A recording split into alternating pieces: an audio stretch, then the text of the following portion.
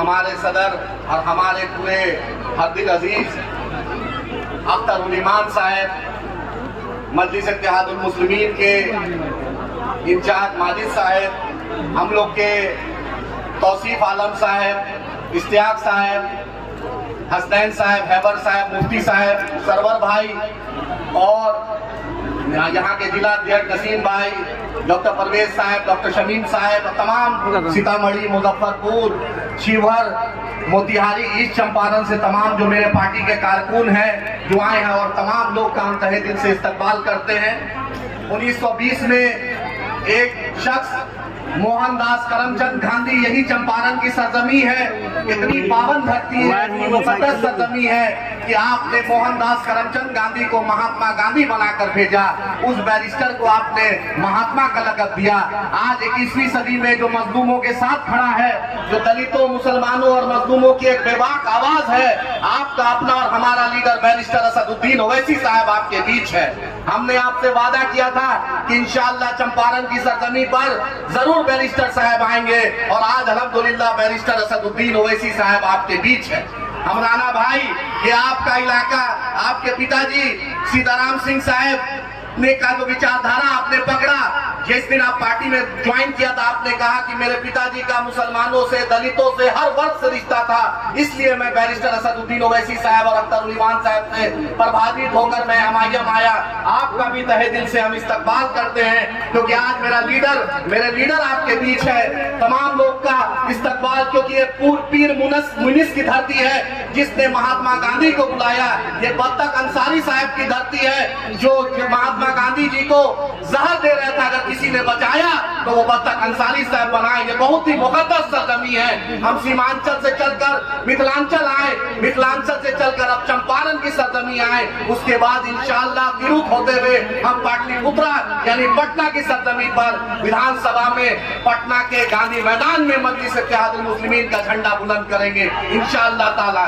ये आपकी पार्टी है, ये आपका झंडा है, ये आपके लीडर बैरिस्टर असदुद्दीन ओवैसी साहब हैं। आप देखते हैं कि पार्लियामेंट में ऐसा कोई मुद्दा नहीं होता जिसमें बैरिस्टर असदुद्दीन ओवैसी साहब ट्रिपल तलाक का मामला हो, 370 का मामला हो, धारा आपके साथ नाइंसाफी 341 का मुद्दा हो, और आज आपने देखा पहलगाम में अगर पाकिस्तान को सबसे मुंहतोड़ जवाब अगर कोई शख्स दे रहा है तो आपका लीडर बैरिस्टर असदुद्दीन ओवैसी साहब दे रहे हैं। पाकिस्तान जाकर भी दिए थे, और यहाँ से भी अगर सबसे मुखर आवाज है उस शख्स का नाम बैरिस्टर असदुद्दीन ओवैसी साहब है। इस मंच के माध्यम से हम बोल देना चाहते हैं, अरे पाकिस्तान जब एक सुई की आप फैक्ट्री नहीं खोल रहे हैं और आप हिंदुस्तान के तरफ देख रहे हैं। बिलावल भुट्टो, आप ये सोचिए कि आपकी अम्मा को भी आतंकवादियों ने मारा और आप उर्दू ठीक से नहीं बोल पाते और खून और नदी की बात करते हैं। ये हिंदुस्तान है, सिर्फ चंपारण अगर उधर चले जाए तो पाकिस्तान का नक्शा भारत से ये चंपारण इतनी बड़ी धरती है, इसने बैरिस्टर मोहनदास करमचंद गांधी को महात्मा गांधी बना दिया। पूरी दुनिया में ऐसा कोई जगह नहीं जहां पर महात्मा गांधी की इज्जत नहीं।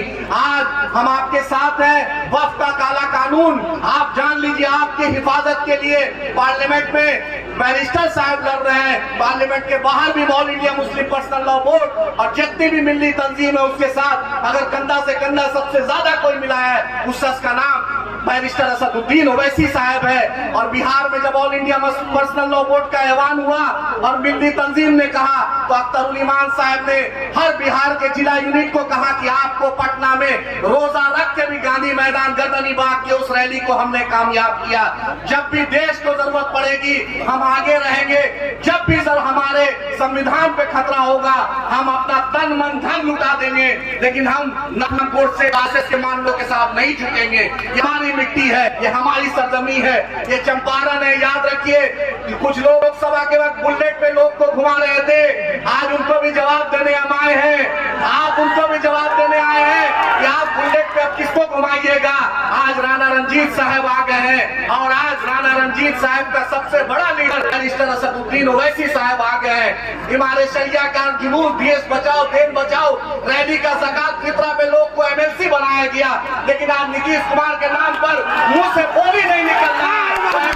तब उसको भी इस ढाका की सरजमी से जवाब देने आए हैं। आपने बहुत दिन की बात की थी कि नीतीश कुमार को हमने समझाया है विधायक भी बन गया, लेकिन नीतीश कुमार के सामने अपने एमएलसी का पद नहीं गया।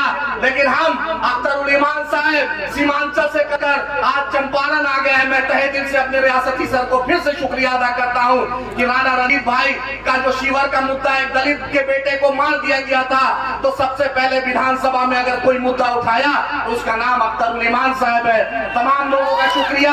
अपने लीडर को मजबूत कीजिए, अपने झंडे को मजबूत कीजिए, अपनी जमात को मजबूत कीजिए। जय भीम, जय भीम। पीर मुनीस की धरती जिंदाबाद, बख्तक अंसारी की सरजमी जिंदाबाद, चंपारण की सरजमी जिंदाबाद, बैरिस्टर असदुद्दीन ओवैसी साहब, अख्तर ईमान साहब जिंदाबाद।